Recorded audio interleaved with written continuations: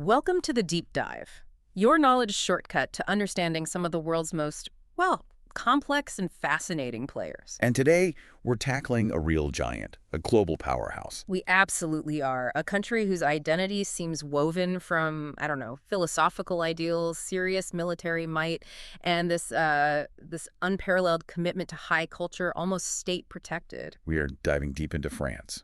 You know, the nation that gave us the blueprint for universal human rights, launched the metric system, which was pretty revolutionary, and yet, at the same time, fiercely protects its own farms and films from, well, the full force of globalization. That's it, exactly. Our mission today is to try and decode quickly but thoroughly the core identity of the French Republic, the République Française. It's complex stuff. It really is. We need to look at its defining history, its pretty unique system of government, and its massive, sometimes quite subtle, global influence. I love that tension you mentioned right at the start. You know, France gives the world these soaring ideals like the 1789 Declaration of the Rights of Man. Yeah. But it also hosts Disneyland Paris, which, believe it or not, is part of the world's largest theme park chain now. Right. That contrast, that seeming contradiction, is kind of key, isn't it? I think so.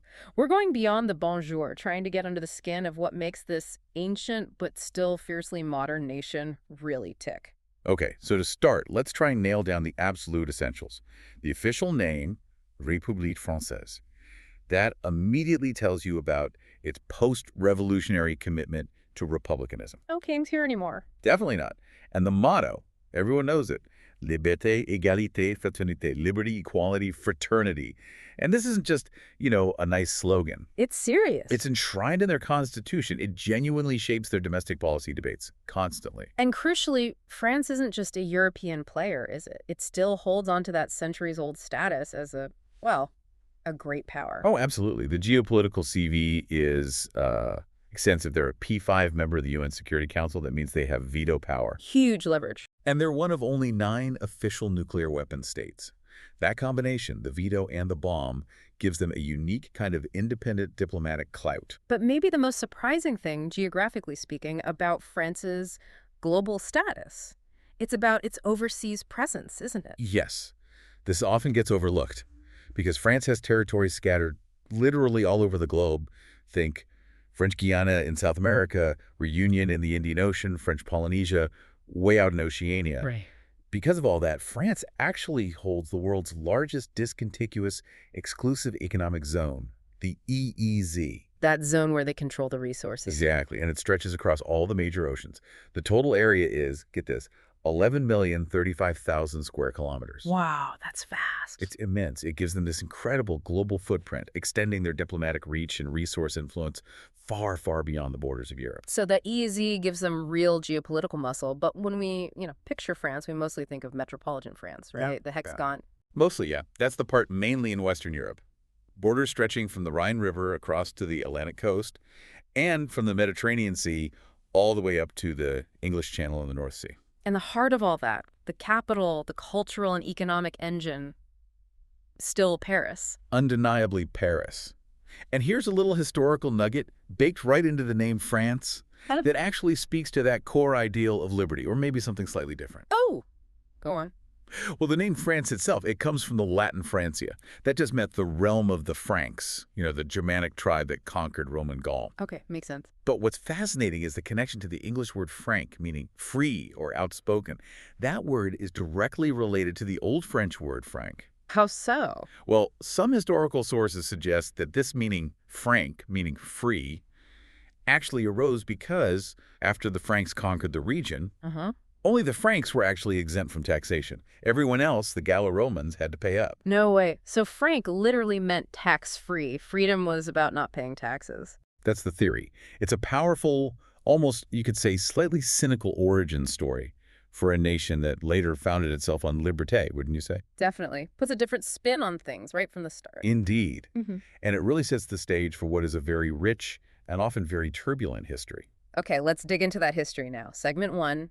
This long, tumultuous journey, let's say, from Gaul to the Fifth Republic. And starting way, way back, France has some seriously ancient roots. Oh, incredibly deep. The oldest traces of Archaic humans found in France date back something like 1.8 million years. That makes it one of the longest continuously inhabited parts of Europe. Wow. And you see that depth early on, don't you, with the art? You really do.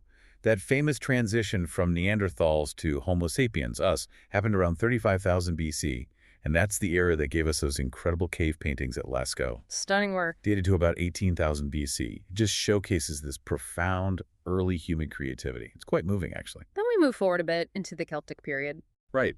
By the first millennium BC, the whole region was settled by various Celtic tribes.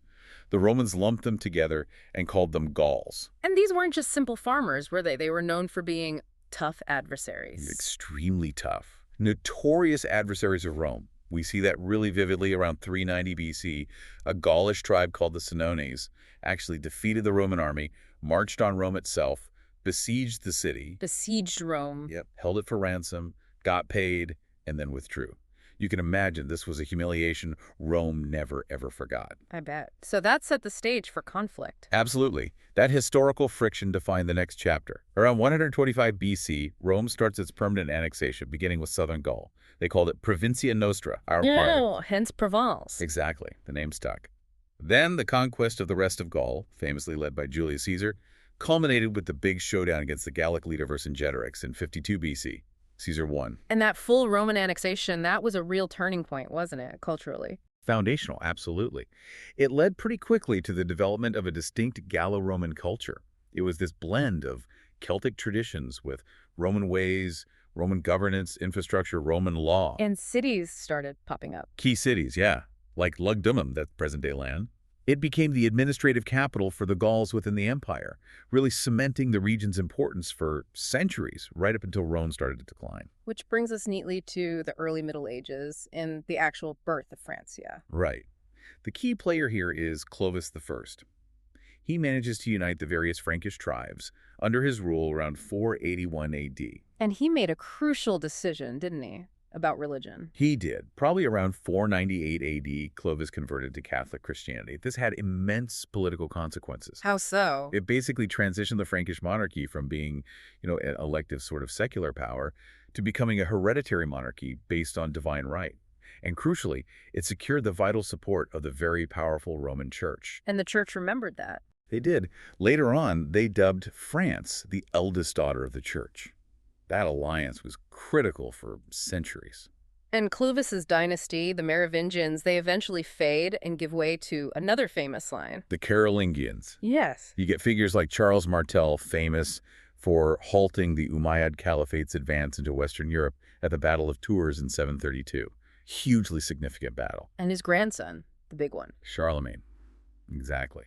He reunites the Frankish kingdoms, forges this massive empire across Western and Central Europe, and then, in 800 AD, he's crowned Holy Roman Emperor by the Pope in Rome. Symbolically huge, like reviving the Roman Empire in the West. That was the idea. But, like almost every grand empire in European history, Sure. that unity didn't last long. It fractured pretty quickly. Very quickly.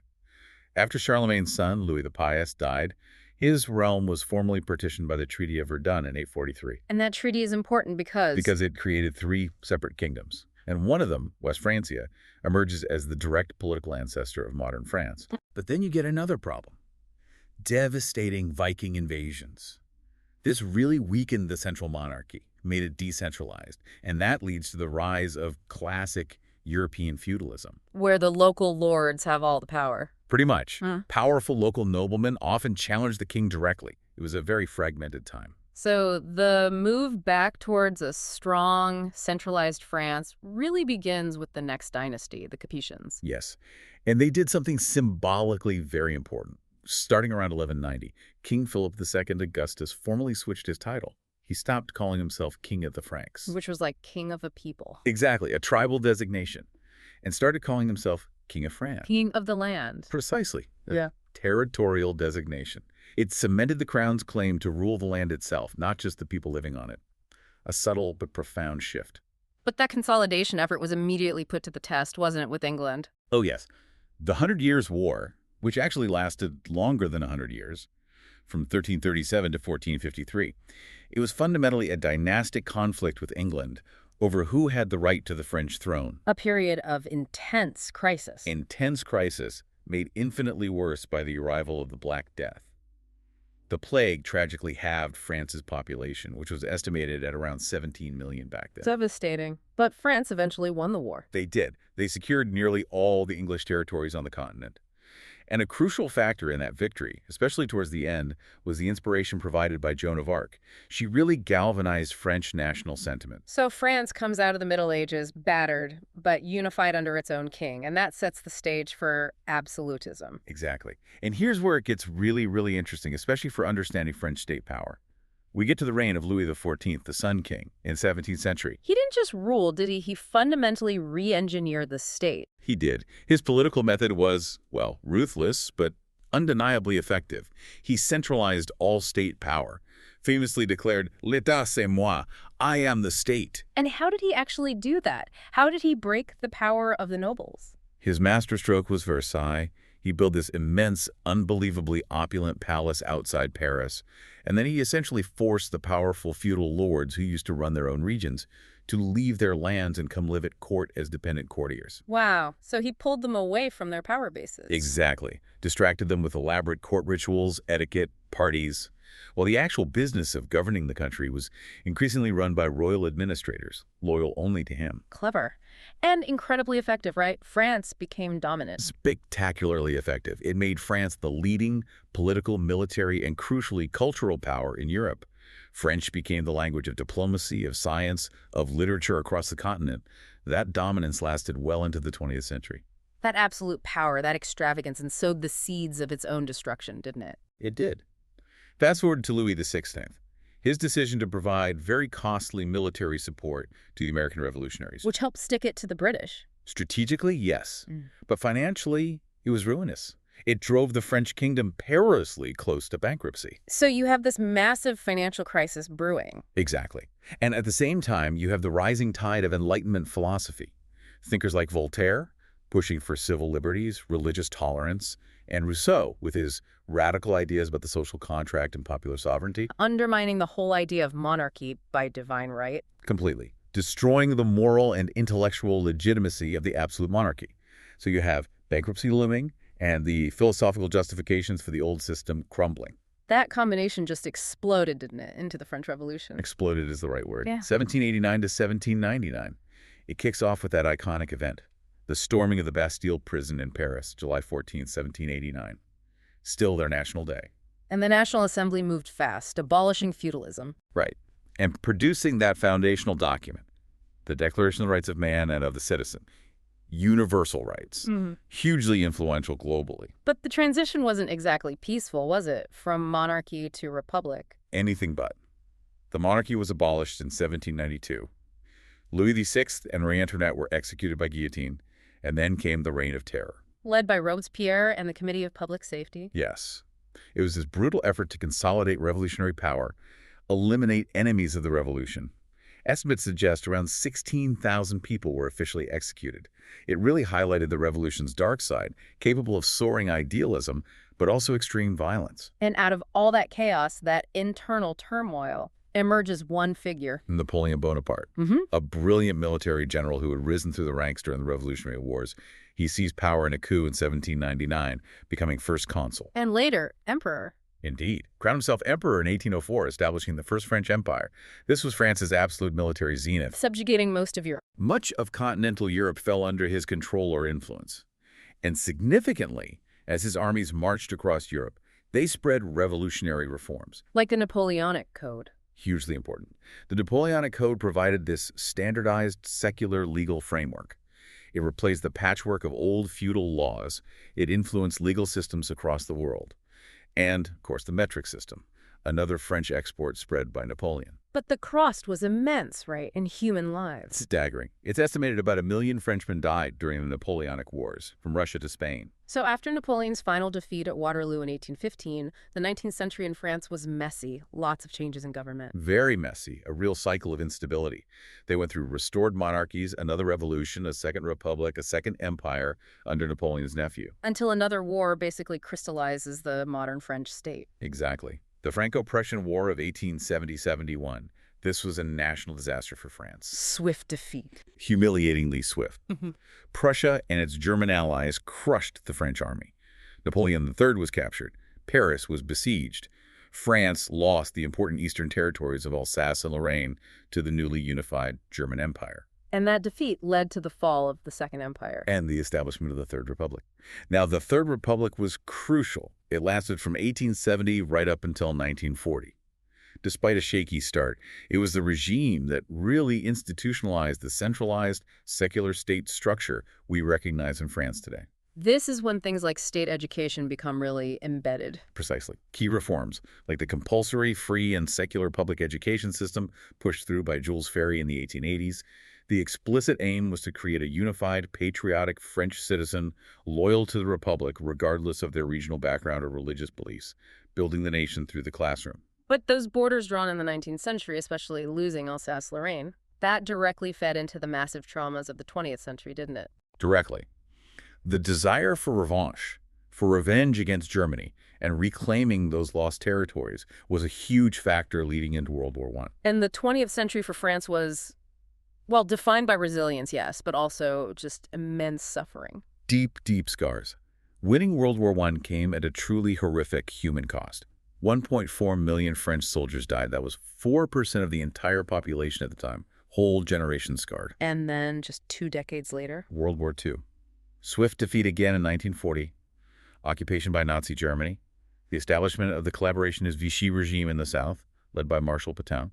A period of deep national division and shame before liberation finally came in 1944, thanks largely to the Allies and the French resistance. That instability, that political weakness, especially after the war with losing Indochina and the crisis brewing in Algeria, that's what finally brings about the current system of government, isn't it? Yes.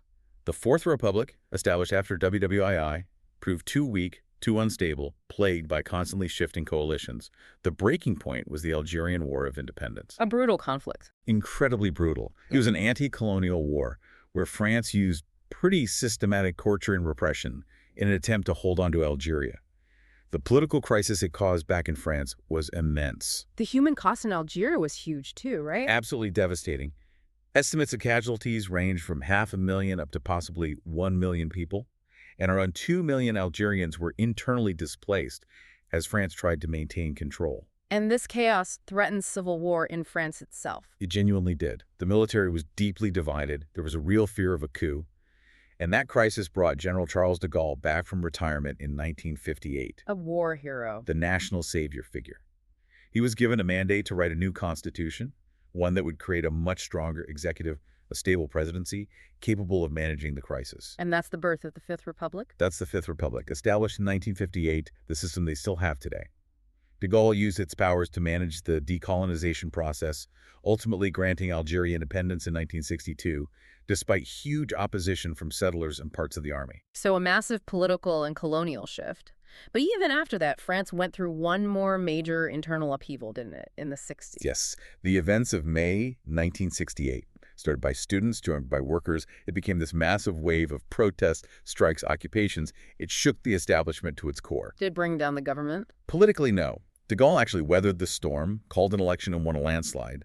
But socially and culturally, May 68 was a watershed moment. How so? It catalyzed this massive shift in French society's values, moving away from the old conservative ideals, things like traditional Catholicism, patriotism, deference to authority towards much more modern values, secularism, individualism, personal freedom, the sexual revolution. The France that emerged from the late 1960s was fundamentally changed, becoming the highly individualistic, modern state we're looking at today. Okay, so if that turbulent history shaped the borders and the sort of underlying values, then the political trauma, especially of the 50s, really defined the rules that govern France today. Let's move into segment 2 and unpack that structure. Governance, geopolitics, and nuclear security. Right. So France today is officially a unitary, semi-presidential republic. That semi-presidential bit is crucial. Unitary meaning power is centralized in Paris, not federal like the U.S. or Germany. Exactly. And the 1958 Constitution, the one de Gaulle brought in, was explicitly designed to fix the problems of the Fourth Republic, the instability, the weak governments. It does this by balancing parliamentary elements with presidential ones, but crucially heavily strengthening the executive branch. And that gives you the famous dual executive structure. Can you break that down? Sure. You have the president, currently Emmanuel Macron. He's the head of state, directly elected by the people for a 5-year term. The president holds significant power, commands the armed forces, handles foreign policy and defense, negotiates international treaties, and importantly, the president can dissolve the National Assembly, call new elections, or even submit laws directly to the people via a referendum. So the president sets the big picture, the national vision. Broadly, yes. Then you have the prime minister, currently Sébastien Lecornu. The PM is the head of government, appointed by the president, but needs the confidence of the National Assembly. The PM focuses primarily on domestic policy, determines and implements government actions, and oversees the huge French civil service machine. Okay, so president for foreign affairs, PM for domestic. What happens if they're from different political parties? That famous cohabitation. Cohabitation. Yes, that's the real test of the Fifth Republic's unique balance. It happens when the president's party loses the legislative elections, and he's forced to appoint a prime minister from the opposing political bloc that now controls the National Assembly. So the president, who's meant to lead on foreign policy, has to work day to day with a PM from the opposition who runs domestic affairs. Must be tense. It can be extremely tense. It forces this kind of constitutional power sharing, often power struggle. The president's influence over domestic policy gets dramatically restricted. It really proves the system isn't purely presidential. Has it happened often? It happened 3 times in the late 20th century. But a key reform aligned the presidential term, reduced from 7 years, with the parliamentary term, both now 5 years. This makes cohabitation much less likely, as voters tend to give the newly elected president a majority in the following legislative election. Makes sense. Okay, what about lawmaking? The parliament. It's bicameral, meaning 2 chambers. You have the lower house, the National Assembly, Assemblée Nationale. Its deputies are directly elected. And crucially, the National Assembly has the final say if there's a disagreement with the upper house. And the upper house. That's the Senate. Its power is more limited. It can amend or delay legislation, but not block it indefinitely if the National Assembly insists. Senators aren't directly elected. They're chosen by an electoral college made up of local officials. Okay. And the political parties that fill these chambers, you said the landscape shifted dramatically recently. Hugely. For decades after the war, French politics was basically dominated by a fairly clear left-right divide. On the left, the main force was the Socialist Party. On the right, it was the Gaullist parties, most recently known as the Republicans, les Républicains. But both those traditional parties kind of collapsed, didn't they? They really did, especially around the 2017 election. Widespread public fatigue with perceived corruption, inability to tackle economic stagnation. Voters just deserted them in droves. Creating a vacuum. A massive political vacuum. And into that space stepped 2 major forces.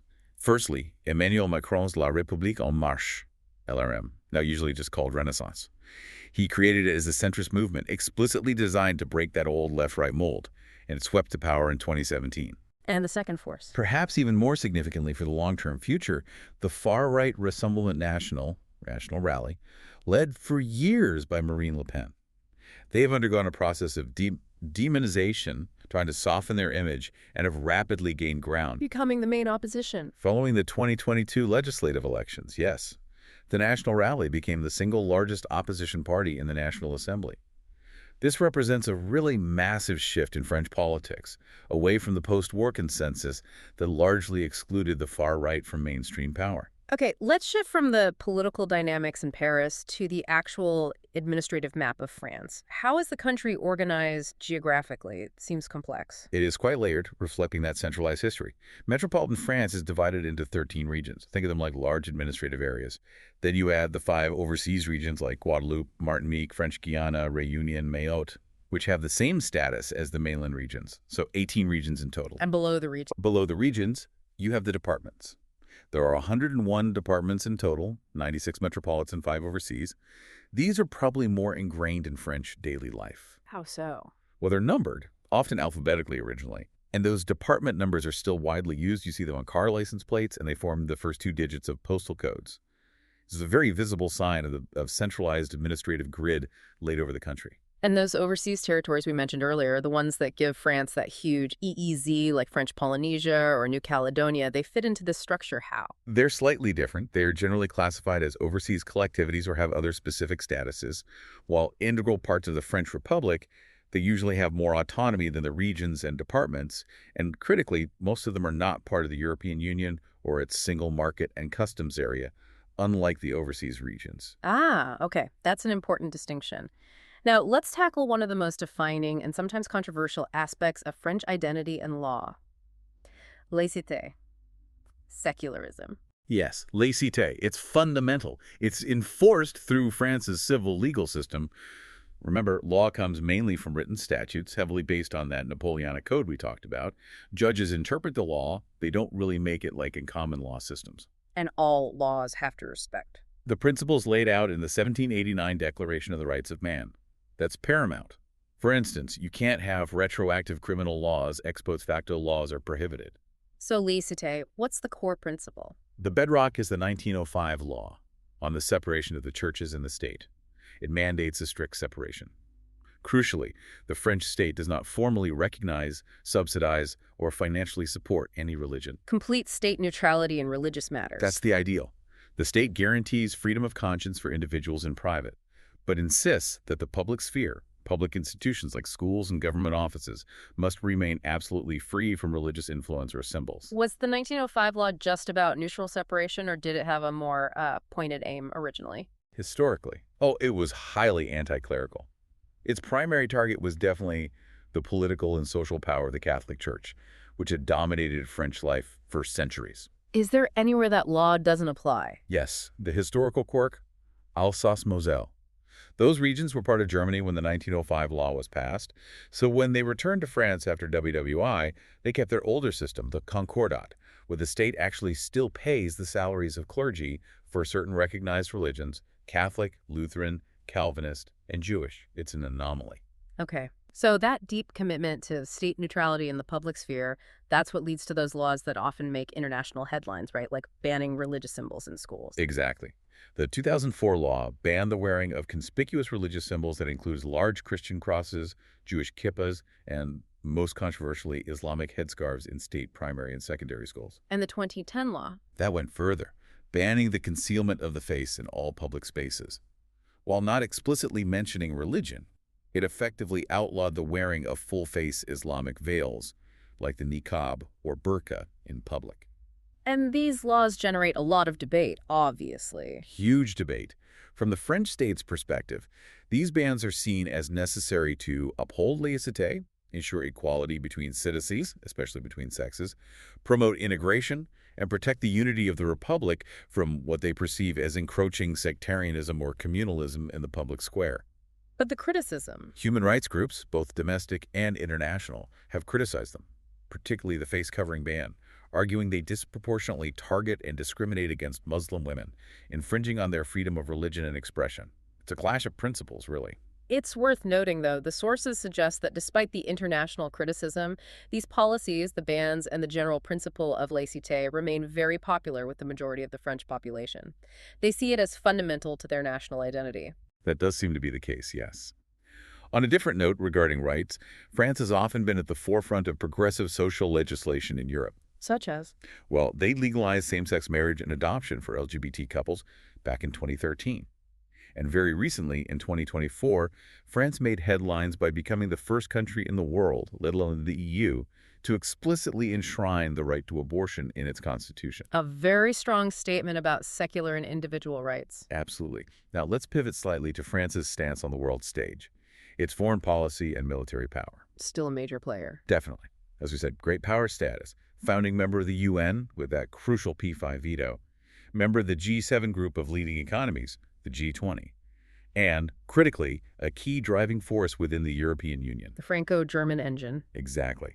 Ever since the Élysée Treaty back in 1963, the partnership between France and Germany has often been the motor that drives European integration forward. When Paris and Berlin agree, the EU tends to move. And military muscle to back up the diplomacy. Significant military muscle. The French Armed Forces, Army, Navy, Air and Space Force, plus the National Gendarmerie, which is a military source with policing duties, were ranked about the 6th most powerful military globally back in 2015. They have the largest armed forces in the EU. And importantly, it's an all-volunteer force now. Conscription ended in 1997. And the ultimate guarantee, the nuclear deterrent. Yes, France has been a recognized nuclear state since 1960. Their nuclear doctrine is known as the force de frappe, the strike force. And the reason for developing it? Independence. Purely independence. This strategic choice, championed by de Gaulle, was made precisely so that France would never have to rely on the United States or anyone else for its ultimate security guarantee. It goes right back to that fierce commitment to national sovereignty. Which is fascinating. But here's maybe another tension. For a nation that champions universal human rights and, talks about its post-colonial era, France is also a massive arms dealer, isn't it? It is a major global arms exporter. Companies like Dassault Aviation, making the Rafale fighter jet, Nexter, making the Leclerc tank, they're big players. French arms exports reportedly totaled around 27 billion euros in 2022 alone. So how do they square that circle? Selling weapons globally while promoting peace and human rights. Well, that's the sharp end of French realpolitik, isn't it? The defense industry is seen as absolutely vital for maintaining France's own strategic independence, for technological development, and for projecting influence. Arms sales are viewed not just as commercial transactions, but as a core part of their defense strategy and diplomatic toolkit, forging alliances and partnerships. The ethical tension is obvious, but for the French state, strategic necessity seems to override it. And you see that same tension, that push-pull between independence and cooperation in the relationship with NATO, right? A perfect example. De Gaulle famously pulled France out of NATO's integrated military command structure in 1966. He didn't leave the alliance, but he wanted France to have complete freedom over its own forces, especially its nuclear deterrent. That was peak national independence. But they rejoined later. Yes. Years later, under President Nicolas Sarkozy in 2009, France fully reintegrated into the NATO military command. It showed a recognition that in the modern world, even for a proud nation like France, full strategic independence is difficult, and multinational cooperation through alliances like NATO is often necessary. It's that constant balancing act. Okay, let's shift gears now into segment 3, economy, environment, and connectivity. France runs what's often called a highly diversified social market economy. Big government involvement has been a key feature, hasn't it? Though maybe less so now. Historically, yes, absolutely. For much of the post-war period, France pursued an economic doctrine known as dirigism. Which means Basically, state direction. It involved indicative economic planning, the state setting broad targets, and crucially, extensive nationalization of key strategic industries. Banking, energy, transport, aviation, telecoms, you name it. And this was seen as the key to their post-war boom, the Trente Glorieuses. It was certainly a major factor, yes. That period from roughly 1945 to 1975 saw unprecedented economic growth and modernization in France. Dirigism was about building up national industrial champions, companies that could compete on the world stage, and ensuring France had control over critical infrastructure and technology. So it wasn't just big government for the sake of it, it was a strategic industrial policy. Precisely. Creating national champions, ensuring energy security, developing high-speed rail, all driven by the state. Now, since the 1980s, there have been waves of privatization. Many leading companies like Renault or France Telecom, now Orange, have been fully or partially privatized. But the state still has a big hand in the economy. Oh yes, state ownership is still significant, especially in areas like railways, SNCF, energy, EDF, defense, and broadcasting. And even where companies are private, the legacy of dirigism means the state, particularly the powerful finance ministry, often still exerts considerable informal influence on economic strategy. The planning might be gone, but the state's shadow remains long. And despite maybe slowing down compared to the glorious years, the French economy is still huge, right? Massive, ranks about 7th globally by nominal GDP, and it's incredibly diversified. The service sector is the largest, employing around 2/3 of the workforce and generating most of the GDP, like most advanced economies. But industry and agriculture still seem disproportionately important politically and culturally. They really are. France is still the 3rd biggest manufacturing nation in Europe. Think aerospace with Airbus, cars, chemicals, pharmaceuticals, but agriculture. Agriculture holds a really special place. The granary of the old continent. That's the proud nickname. France is Europe's leading agricultural producer and exporter by value. Farming is deeply tied to regional identity, and French governments fiercely defend the interests of their farmers, especially within the EU's common agricultural policy, securing significant subsidies. It's a powerful political lobby. And you see the modern economic muscle physically, don't you? In places like La Défense in Paris. Absolutely. Paris La Défense, that cluster of skyscrapers just west of the city center, was ranked back in 2017 as the leading central business district in continental Europe. It's packed with the headquarters of major French and international companies. And if we're talking about specific sectors where France dominates globally, luxury goods has to be near the top. Utterly dominant. Think LVMH, Louis Vuitton, Moet Hennessy Kering, which owns Gucci and Saint Laurent, L'Oreal in cosmetics. France hosts 3 of the world's top 10 luxury goods companies by sales. It's a huge source of export revenue and global prestige. Okay, let's talk energy, because this ties directly into France's strategic thinking, its environmental record, and its geopolitics. It really does. This is one of the most defining strategic choices modern France has made. After the 1973 oil crisis, which hit all Western economies hard. Expose their reliance on imported oil. Exactly. France made a massive state-led decision to invest heavily, decisively, in nuclear power. The goal was explicit: energy security and national independence. And the scale of that commitment is just different from almost anywhere else, isn't it? Completely different. Today, around 70%, zero of France's electricity is generated by nuclear power. That is, by far, the highest proportion of any country in the world. Only Slovakia and Ukraine also get a majority of their electricity from nuclear. So while other countries debated, France just built reactors. Lots of them. They basically standardized a reactor design and rolled it out across the country under the state-owned utility, EDF. It was a massive industrial and engineering feat, driven by political will. And the payoff wasn't just energy independence, right? Yeah. It had huge environmental benefits, too. Tremendous benefits. Because nuclear power doesn't emit CO2 during operation, France has one of the lowest carbon footprints for electricity generation among major industrialized nations. This reliance on nuclear results in low overall pollution, ranking France way down at 19th globally in per capita CO2 emissions, despite being a major economy. And the 2020 Environmental Performance Index ranked France the 5th most environmentally conscious country worldwide. So ironically, their big environmental achievement comes from this one massive, centralized, non-renewable, though low-carbon energy choice, rather than, say, a huge rollout of wind and solar like Germany tried. Largely, yes. Within their actual renewable sector, the biggest contributor is hydropower, making up about 13% of electricity generation. They utilize their mountainous regions, the Alps, the Pyrenees, quite effectively for hydro. Wind and solar are growing, but they're still much smaller pieces of the puzzle compared to nuclear and hydro. Okay, from generating energy to generating visitors. Tourism. France is famously the world's #1 destination, right?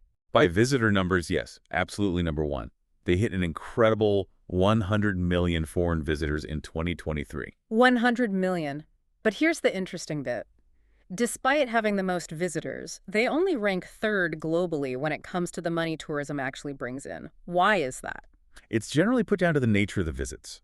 France gets a huge number of shorter trips, often from neighboring European countries, people popping over for a weekend, maybe just driving through. These visitors tend to spend less per person per day than, say, long-haul tourists flying into the U.S. or Spain for a 2-week holiday. So volume is high, but average spend per visitor is maybe lower. That seems to be the main explanation. But the sheer density of attractions is undeniable. France has the 4th largest number of UNESCO World Heritage Sites in the world. And the big hitters draw enormous crowds. Absolutely. The Louvre Museum in Paris is the most visited art museum on the planet. 7.7 million people went through its doors in 2022. The Eiffel Tower gets around 6.2 million visitors climbing it each year. And the Palace of Versailles outside Paris pulls in about 2.8 million. And that's just Paris. You've got whole regions famous for tourism. Oh, yes. The glamour and beaches of the French Riviera, the Côte d'Azur, the history and stunning architecture of the Loire Valley Castle Chambord, Chenonceau, absolute masterpieces of Renaissance design, and religious pilgrimage sites, especially Lourdes in the Pyrenees, which attracts millions of Catholic pilgrims seeking healing every year.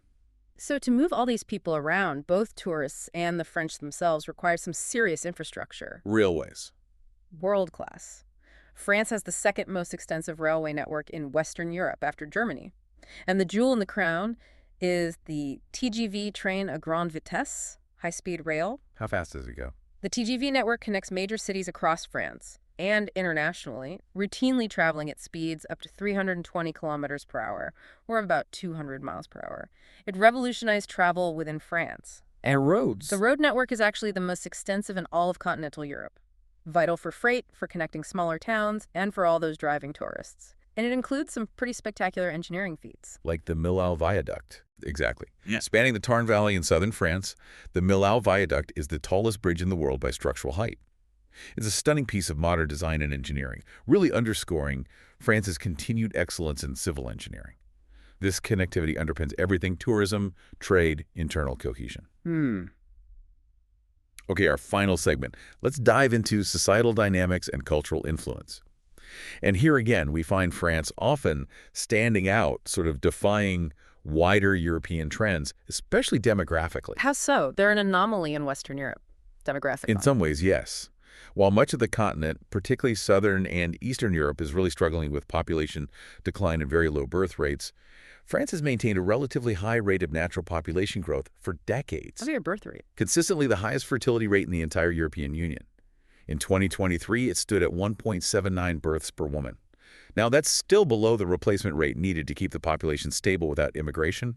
That's about 2.1. But 1.79 is significantly higher than neighbors like Germany, Italy, or Spain. It's often attributed to long-standing pro-family government policies, excellent public child care provision, things that make it easier for women to combine work and having children. But like everywhere else in the developed world, the population is aging. Oh yes, definitely. The baby boomers are retiring.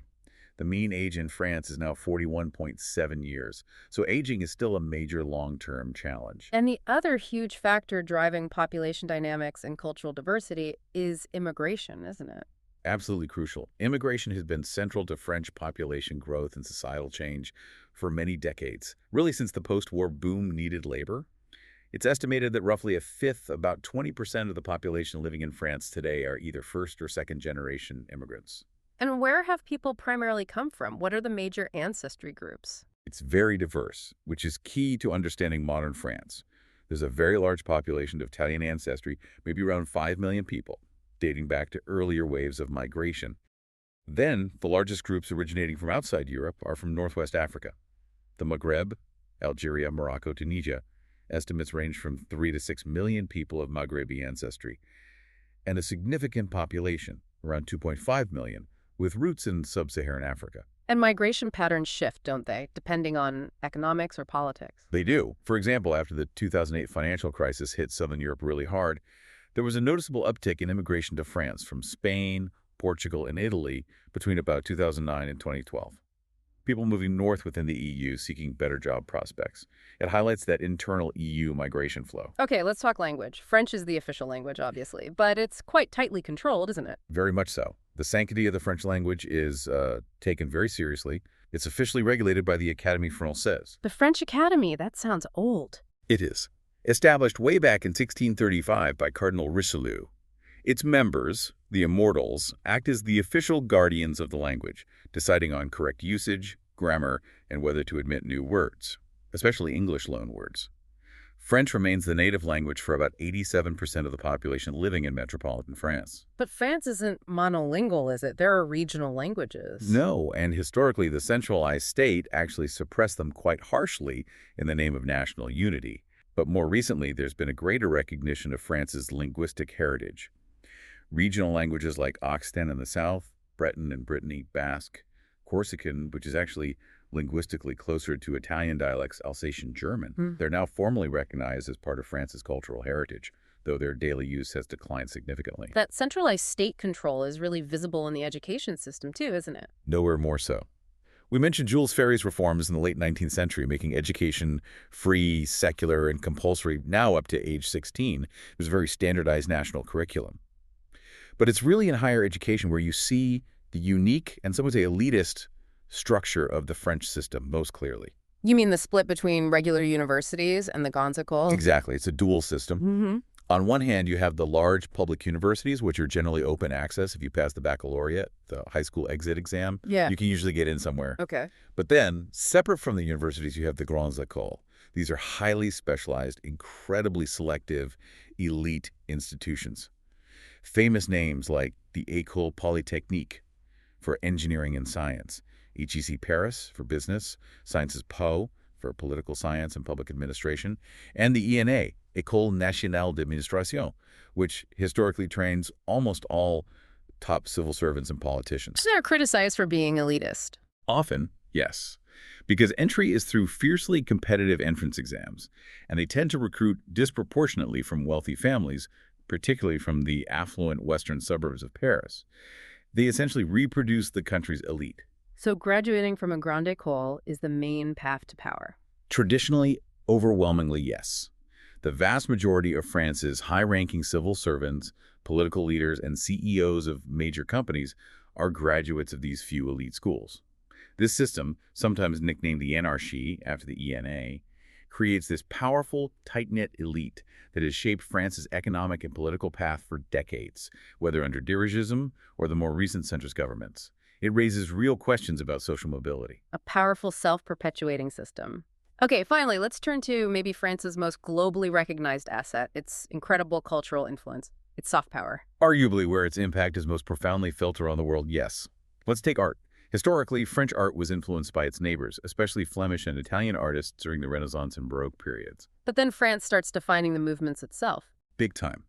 In the late 18th and early 19th century, you have neoclassicism, dominated by figures like Jacques-Louis David, painting scenes from the Revolution and Napoleon.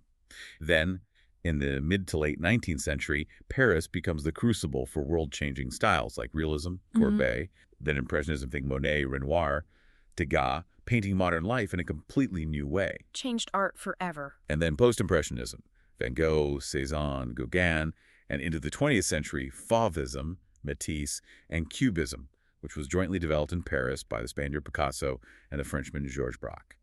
For decades, especially between the world wars, the School of Paris was simply the undisputed center of the global art world. And architecture. You mentioned Gothic was originally French. Yes, opus franzigenum, French work. That soaring style with pointed arches, ribbed vaults, flying buttresses, it originated in northern France in the 12th century. Think of the Basilica of Saint-Denis near Paris, or the great cathedrals like Chartres, Rheims, where the French kings were traditionally crowned, and of course Notre Dame de Paris. Monumental achievements. What about later periods? Well, the establishment of absolute monarchy led to the grandeur of French Baroque, epitomized by the Palace of Versailles.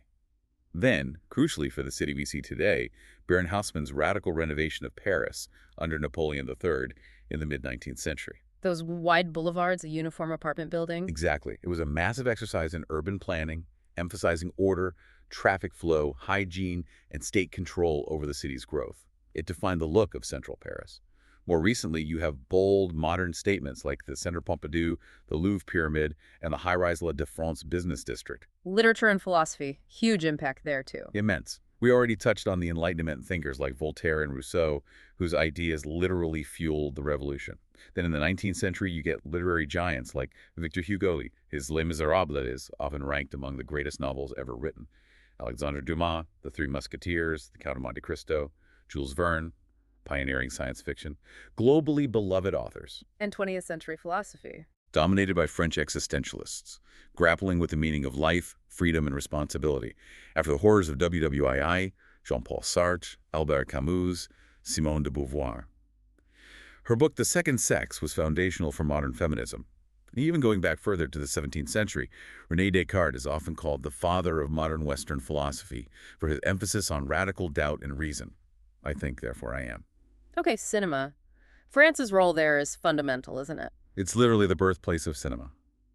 The Lumiere brothers held the first public film screening in Paris in 1895, and France has maintained a vibrant film industry ever since, producing influential directors and movements like the New Wave, Nouvelle Vague, in the 1960s. And you mentioned something striking earlier. Despite Hollywood's global dominance, American films have their smallest market share in France, only about 50%. That's right, which is unique among major Western countries. Everywhere else, Hollywood often takes 70, 80, even 90% of the box office. How does France manage that? It's directly linked to a core French political concept. Yeah. L'exception culturelle, the cultural exception. Explain that. It's this firmly held belief, politically defended, that cultural products, films, music, books, are not just commercial goods like any other. They carry national identity, language, values. Therefore, culture deserves to be treated differently, to be protected from purely free market forces.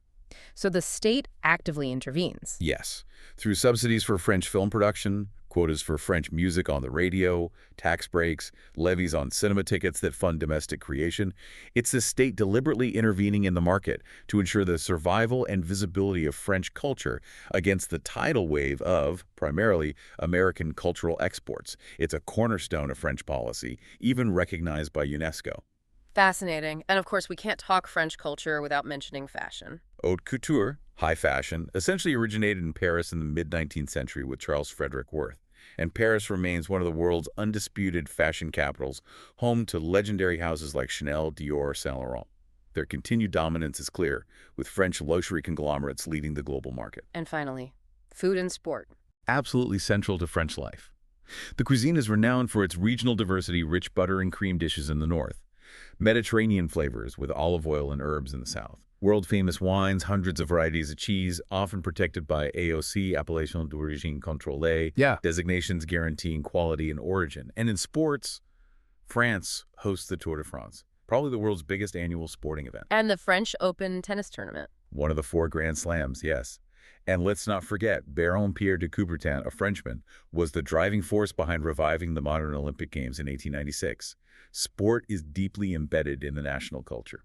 Right, so that brings us to the end of our deep dive into the French Republic. We've journeyed from, well, the political architecture of the Fifth Republic, designed by de Gaulle for stability, through that fiercely guarded principle of state secularism, laïcité, To their really unique strategic commitment to nuclear power for energy independence and consequently environmental benefits. and landed on France's truly enduring and powerful global influence in arts, culture, fashion, food, often actively nurtured and protected by the state itself. And looking back across all the sources, what really stands out is this powerful, almost paradoxical dual identity that France embodies. How do you mean? Well, on one hand, you see a nation that fiercely, almost jealously, guards its historical sovereignty and its distinct cultural identity. Think of de Gaulle pulling out of NATO command back in the day, Right, that emphasis on national independence. or the modern political defense of the cultural exception against globalization, or the very strict, sometimes controversial, application of laïcité to maintain republican unity. It's the image of the proud, independent, classical nation-state unwilling to compromise its core identity. That national independence seems almost non-negotiable for the French state, doesn't it? It often appears that way. Yet, simultaneously, France is also one of the world's primary global networkers. It has accepted massive waves of immigration, transforming its society. It fully rejoined NATO's military command. And it's a central, founding, and arguably indispensable member of the highly supranational European Union, which demands significant pooling of sovereignty. So deep integration alongside fierce independence, it seems contradictory. It does. This deep commitment to complex multinational frameworks and multi-ethnic integration seems to sit right alongside, and sometimes clash with, that fervent defense of French individualism and state sovereignty on the world stage. It definitely makes you wonder, how sustainable is that balancing act? What are the limits? And that leads us to a final provocative thought for you, the listener. Considering how much of French cultural policy from the Académie Française trying to regulate the language to the political battle for the cultural exception seems designed to consciously manage, shape, and sometimes repel external cultural influences. Can France realistically sustain this level of cultural distinction, this political individualism, in our hyper-connected, digital, globalized age? Or is this intense commitment to national sovereignty, to being uniquely French, becoming increasingly difficult to maintain? What is the future for French exceptionalism in a world that seems to demand ever more integration?